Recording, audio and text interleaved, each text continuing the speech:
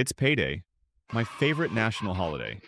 No parades, no fireworks, just a bank notification that says salary credited.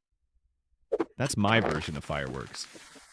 I swear I hear an orchestra every time it hits. Suddenly I become generous, kind, even spiritual.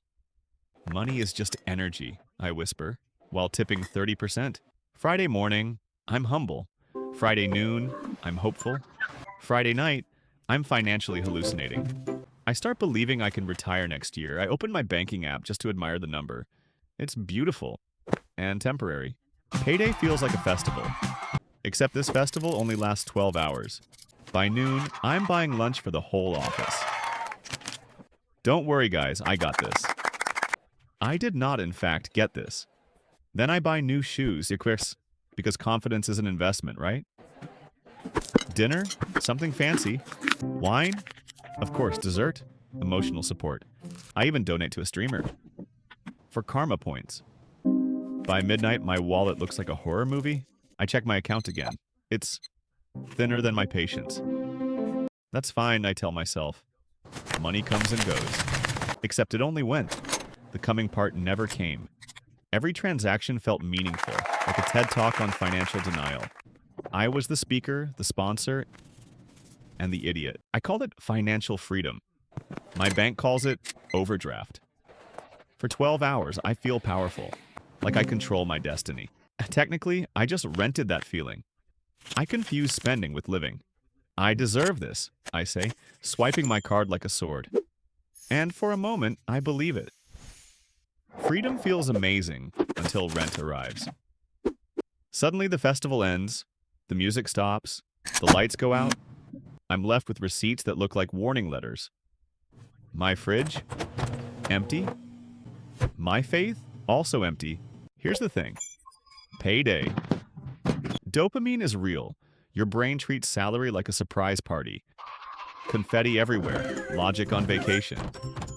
You feel rich, even if nothing changed. It's the same paycheck, just emotionally rebranded. You start spending to celebrate surviving another month.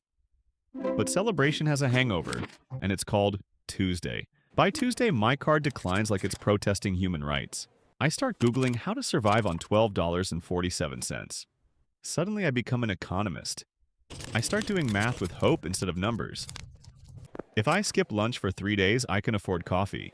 If I breathe slower, I'll consume fewer calories. I call it optimization. Others call it starvation. That's when the guilt hits. I look at my receipts like they're crime scenes. Did I really need 3 scented candles? Number. But they smelled like financial regret. The irony? I start planning my next payday. Next time, I'll be smart. Next time, I'll budget. Next time never comes.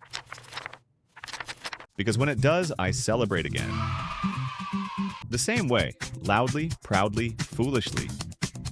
My brain forgets pain faster than my wallet recovers. I tell myself I deserve to feel alive, but I can't feel alive if my debit card keeps dying. Happiness on credit is the worst investment, and I've been investing monthly. I thought I needed a raise. Turns out I needed a plan. It wasn't a lack of money, it was a lack of memory, of how fast I spent it. So I started tracking everything, not to punish myself, just to remember. The truth is, budgeting isn't restriction, it's direction. When you tell your money where to go, it stops running away, and suddenly payday feels less like a rescue mission. So now I treat payday like caffeine. 1 cup at a time, not the whole pot. I split my joy, a little now, a little later. I celebrate quietly, with breakfast instead of fireworks, with peace instead of panic. The goal isn't to feel rich for 12 hours, it's to stop feeling broke for the next 20 days. And that, my friends, is what financial maturity tastes like. Slightly bitter, but sustainable.